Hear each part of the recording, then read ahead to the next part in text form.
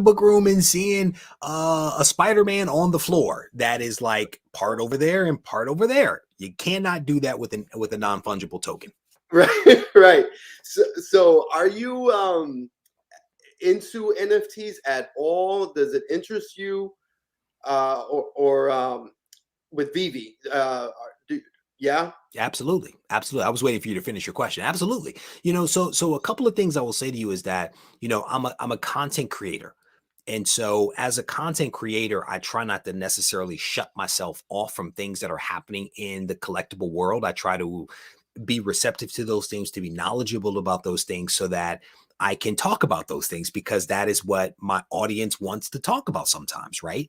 And even if they don't want to talk about it, maybe I'm the one that's actually introducing them to it. And I feel like I'm one of the first comic book YouTubers, right? Not, I don't want to say YouTuber, but comic YouTuber to talk about Veve. And I did so months and months ago before Veve even released their very first comic. There was going to be like some Spider-Man statues and things like that. So I talked about that on my channel. People were like, "What is Veve?" I'm like, "Well, let's talk about a non-fungible token, right?" So I have dabbled in NFTs specifically through Veve, but also through MetaMask. I bought some that way as well. But I bought one of those early Spider-Man statues. I also have Fantastic Four issue number 4. And I have Marvel Comics issue number 1. And Ooh. I think I have some of the more rare, uncommon versions of those things. But yeah, I play around with the Veve a little bit. I don't know if you've checked the marketplace recently, but these NFTs, you mentioned Marvel issue 1, it's every day it's like going up. Yeah. And this Spider-Man, I'm assuming it was the first appearance, The I very first mean, he's kind of Spider-Man down. statue. Yep. Yeah, the Yep. statue, he's kind of down low. They've pumped recently. I want to say that when I looked the other day, and correct me if I'm wrong, you may know this a little bit better than I.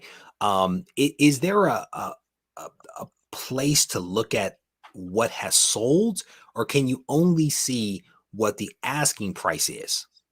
Yeah, as far right now, you can only see what's on the marketplace. Yeah.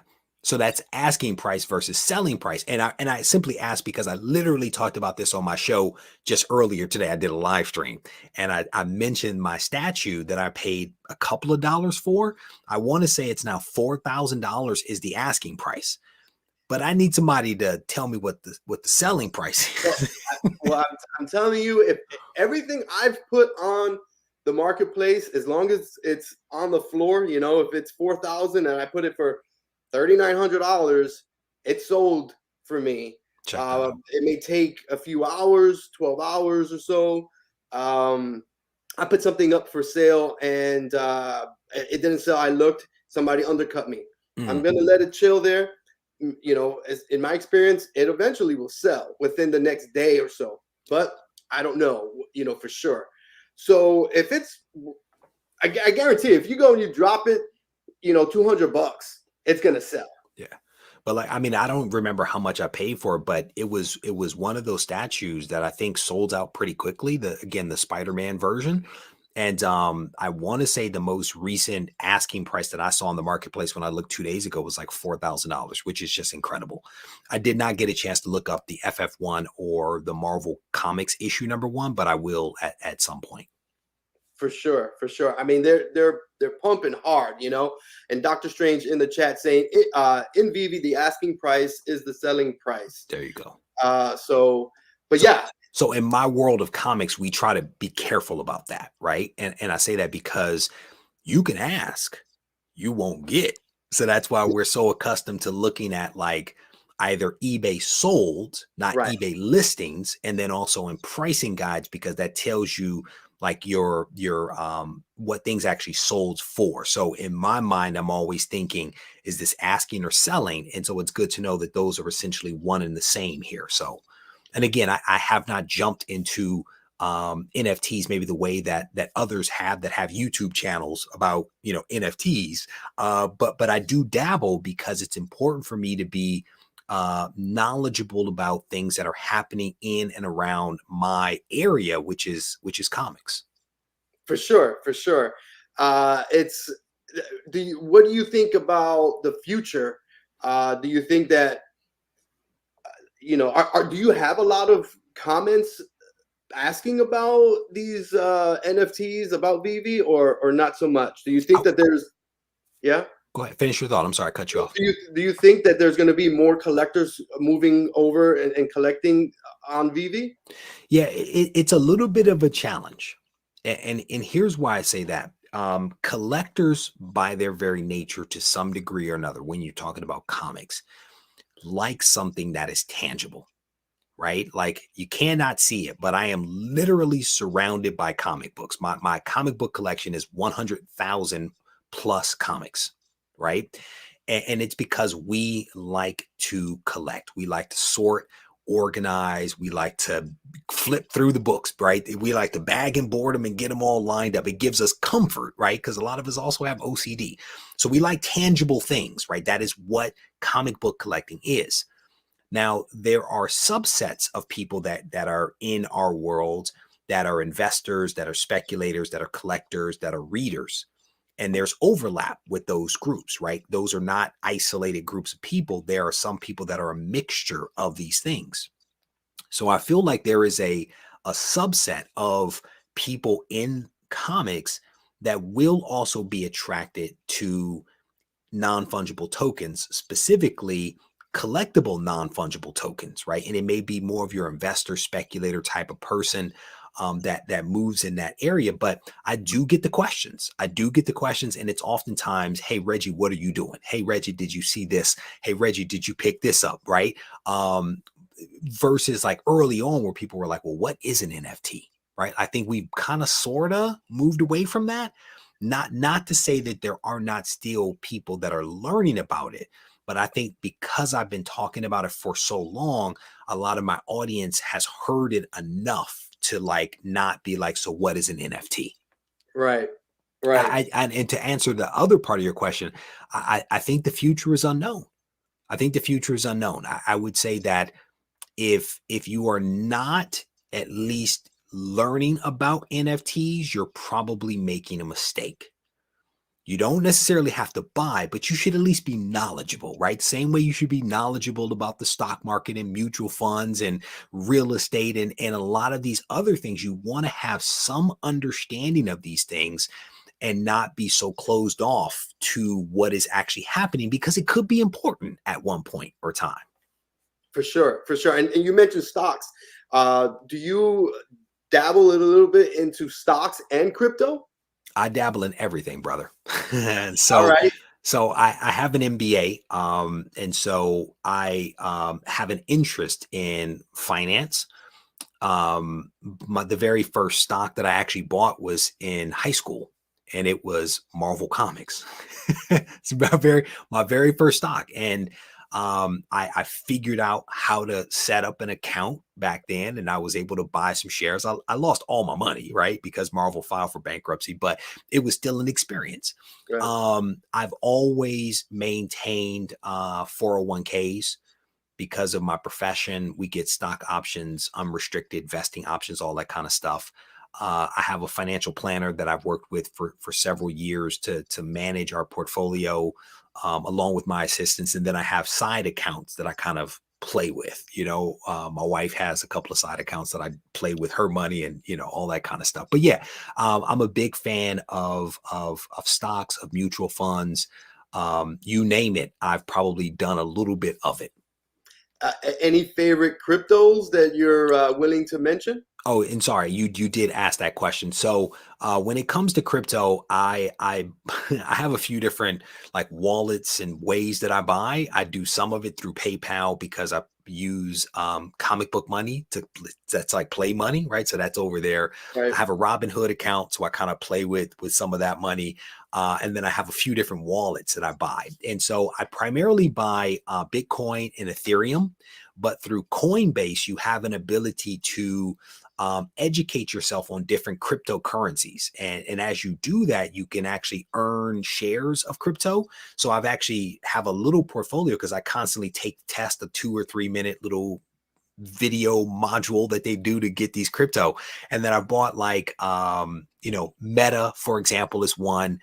There's another one. I cannot remember the number or the name off the top of my head, but it's the one that is for like website domains. And I can't remember what it is, but that's another one. And I try to buy those that have some function beyond just being a form of currency.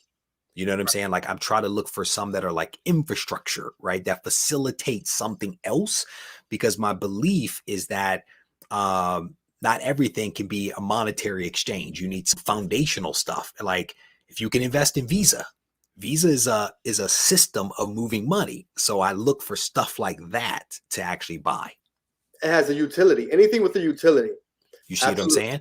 Like there was one I was looking at that it basically takes in multiple cryptocurrencies and then converts it for like financial institutions. I'm like, oh yes, sign me up for that. And again, I'm blanking on some of the names because again, I have 4 different things that I buy through, and I just go in there and do my automatic purchase on Mondays. That's when I do it, you know. So gotta love Robinhood, brother. Yeah, man. I mean, I sometimes it's a little bit hard to keep track of, as you mentioned, but I have a few favorites for sure. And by the way, Peter Flores, the only reason why Regie collects comics, agreed, is because we have the same barber, we have the same haircut, and so he said, "Look, man, ball man power, heck yeah." Let's take it a step further. And you're wearing my favorite color, red, and you have an amazing fantasy shirt, my favorite character, my favorite comic. I mean, what is there not to like about this guy, you know? We got the fuego glasses and mucho caliente, man. Well done, brother. Well done. No, you reached out to me. We had a wonderful exchange about what you were trying to do, how you were trying to do it. I had an opportunity to check out some of your content, and why not? Why not? And I'd say this all the time. You cannot say that you're part of a community if you are not giving your time back to that community when you can, right? You can't just take value. You have to give something back. And that's an important aspect of this thing. Super dope. Okay. All right. So I have a question that I'm very curious about. Your most valuable comic book and your comic book with the most sentimental value associated to it. That's difficult. And here's why. I'm not, you asked me a very specific question. So I'm not going to shy away from talking numbers. I don't look the books up that often to have it top of mind. You know what I'm saying? What I will tell you, and unfortunately I took my wall down. Some of the more expensive books in the collection are probably your X-Men 1, which is a 5.0. Your probably should have started off with Amazing Fantasy 15. It's a 1.0. I have Fantastic Four issue number 1, a 3.0. I have Hulk issue number 1, a 2.0. And so for those people that don't know, what we're talking about are graded comics, right? Comics are either raw, like this Wolverine that Joey just showed here a few moments ago, or you have comics that have been graded by a third party like CGC or CBCS. These are companies that are impartial, that look at a comic and give it a grade based upon its appearance. They encapsulate it in plastic and they give it a score. And once they do that, you then have the ability to look up the value of that comic in a pricing guide. There you go. That's an example of an old school CGC case. Now, what's great about it is that they've taken away the subjectivity that exists with raw comics. Like I could look at a raw comic and be like, this is perfect, right? But it not really be perfect, you know? By having a third party company grade it, you take that subjectivity off the page. The value is now determined by the pricing guide and the grade that is literally on the book. So when I say that I have a X-Men issue number 1, a 5.0 on a scale of 10, a 5.0 is not bad. And that book might be $50,000. I'm not quite sure. Let's say this. I got on a plane and I flew from California to North Carolina, and I had over $100,000 in my carry-on bag because I did not want to put those in the cargo holds or put those on the moving truck. I literally carried those books in my collection. And so the book that may have the most sentimental value for me right now, it's a toss-up between Amazing Fantasy 15, because that is my favorite character, right? My favorite character. And Hulk issue number 1. Now you may wonder why Hulk issue number 1.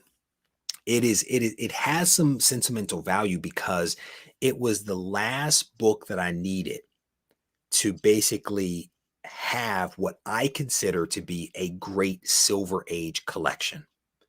It was a book that took me a long time to get because it is not very abundant, and it was also expensive. And so it has sentimental value to me for all of those reasons. And now when I have those books on the wall, I'm looking at, to me, what looks like a wonderful Silver Age collection, you know? Wow. Wow. Yeah, the fact every time you see that Hulk 1, you're gonna remember that was my cherry on top. That was it right there. That was me achieving a what I call a BHAG, a big, hairy, audacious goal.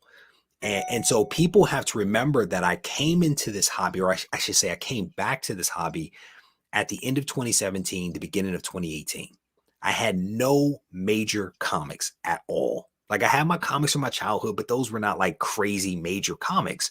So I worked really hard over these last few years, set some really big goals for myself to put together what I consider to be a respectable collection. And the Hulk issue number 1, to your point, was that cherry on top of me achieving a multi-year goal that I set for myself. And it was when I took a step back and just celebrated what I had accomplished over all this time. Awesome. Awesome. Look, people, if you're whoever's watching, if you're not subscribed for whatever reason to Regie Collects Comics, do so right now. It's pinned. Go subscribe, come back. Content is top notch. My favorite comic book content creator. Absolutely love it. All right, so we're gonna go ahead and ask another question here. What do your friends and family think about your collection of comic books? That's a tough one. You know, my mother growing up felt like I was wasting my money. Mm. Right? She felt like me buying comics was a huge waste of money. And every time a comic goes up in value, I like to point it out for her that I did not waste my money. I wish I could be like that 13-year-old kid that bought Action Comics number 1 that just sold for $3.16 million. That is not my luck, but my collection is done incredibly well. I would say that the big turning point for my family was when they came to something that I call Garage Con. And Garage Con is literally what the name implies, a con in my garage. It is where I invite, as a content creator, people to my house to hang out and to spend time, not just with me, but with each other. So I'm creating a sense of community, real life, where people come together, hang out, talk about comics. We had a ton of people show up here in North Carolina. My parents were here because my parents are like 30 minutes away. And so my parents were able to see people not just from across the country, but like from Canada. I think that's when it started to hit my mother that I was doing something really special, all because of the rally and Taco Bell money that I spent back in the day. You know what I'm saying? I think that my family is not at all surprised by the collection that I've built, or the YouTube that I've built, or the fact that I've written a couple of comic book related books, right? They're not surprised by that because they know that when I'm committed to something, I go all in. And that goes back to what I said before about I can only have one vice at a time, you know? So before I was a bodybuilder. My thing was bodybuilding. I went on and I became an IFBB pro. I won competitions. I was on the cover of magazines. I had sponsors. I wrote articles for magazines around the world. That was my vice. Now it's comics, and I'm doing the same thing. My career, same thing, right? This is who I am. I go hard and I just have fun and enjoy it. Yes, yes. Those days of you digging in that ice, you know, that's it, paid off big time. Bruh, you have not lived until you stick your hand in there with that ice cold lettuce. And it's brutal. It is brutal. And we're talking deep sinks. Like, you know, these are deep sinks, man, you know, full of heads of lettuce. You see how that stuck in my head? But yeah, you know, I think I would say, to get to the other part of your question, I don't know that my friends fully appreciate it. Like, I'm an introvert, so I don't have a ton of friends, right? I think I have more like virtual channel friends than I have friends, you know, like I have fraternity brothers, but they're not friends. They're fraternity brothers. I have work friends, but they're not, you know what I'm saying? But I would say anybody that knows me is not completely surprised that I do what I do. You know what I'm saying? I think that people appreciate it. I think that when they see it, when you see 100,000 comics, it's a little different. It's a little like, oh, I don't know that I fully appreciated that it's an entire garage bay full of comics. You know what I'm saying? But yeah, you know, it's this is a hobby that I thoroughly enjoy, and I've actually found a way to get my family involved in some of this stuff. My siblings appeared in a video that I released earlier today. I have 3 siblings. They appeared in the video.